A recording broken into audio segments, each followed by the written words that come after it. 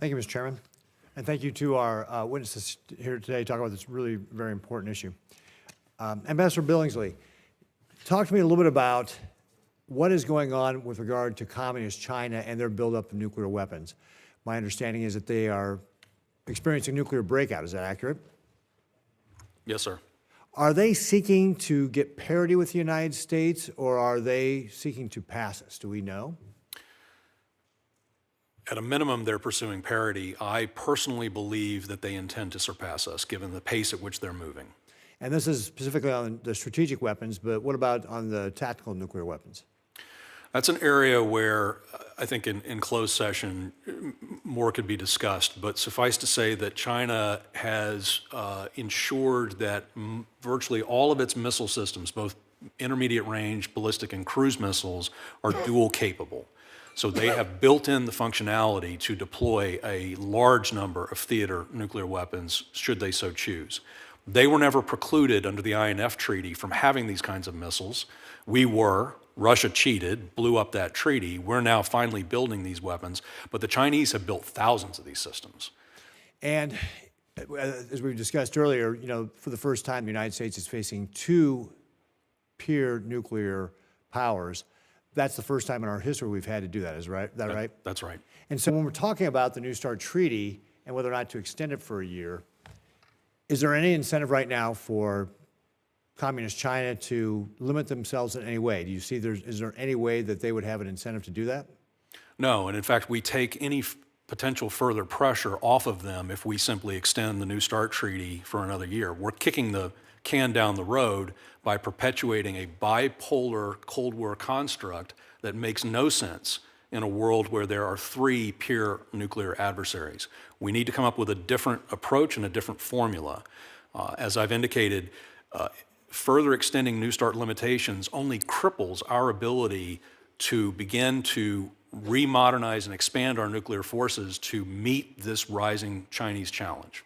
And just to cover this again, with regard to Russia, you mentioned that they were cheating.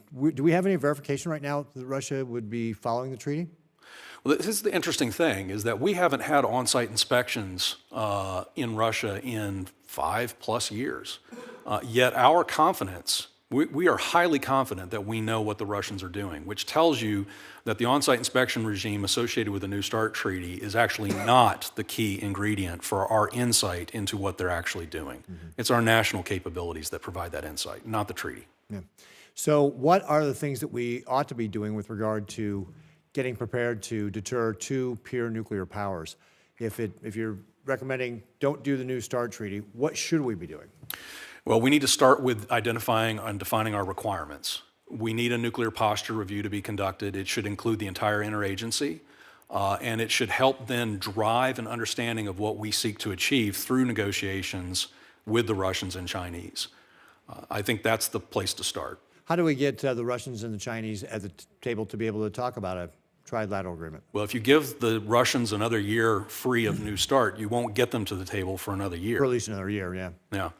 So how do you get the Russians and the Chinese, given that the Chinese want to get to parity with us and they're going to racing build, to do so. right? They're racing to do that right now.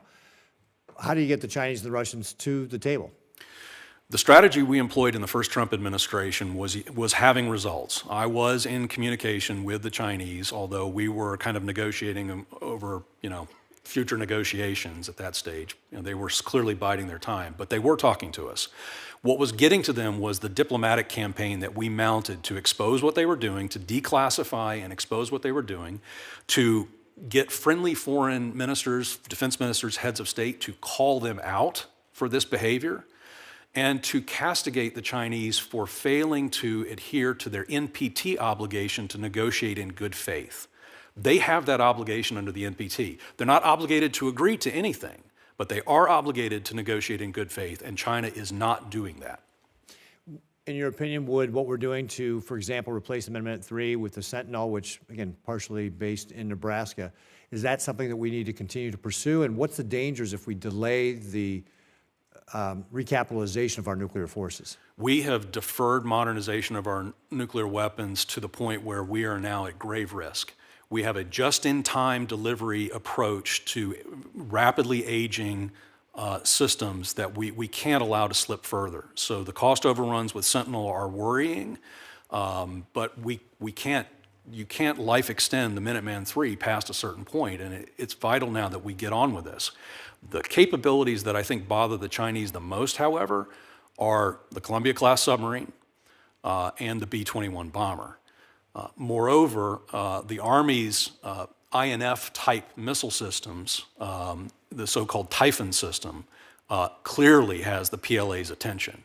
And that's a conventional missile system, but it is the kind of capability that if we further fielded and proliferated, quote unquote, to friends and allies, or at least did joint deployments with them, this certainly gets the Chinese attention and it builds pressure on them to want to come to the negotiating table. So again, and part of one of the things we do is not only recapitalize our nuclear weapon system, but then also build out our conventional capabilities. Things working, you mentioned the Typhon missile system, do joint exercises, for example, with our allies like the Philippines, to be able to, again, put pressure on the Communist Chinese to come to the table. And perhaps not just necessarily allies. What about Vietnam? Interesting idea. I've already run over my time. The chairman's been very gracious. Thank you, Ambassador Billingsley. Thank you, Chairman. Chairman's always gracious, Senator.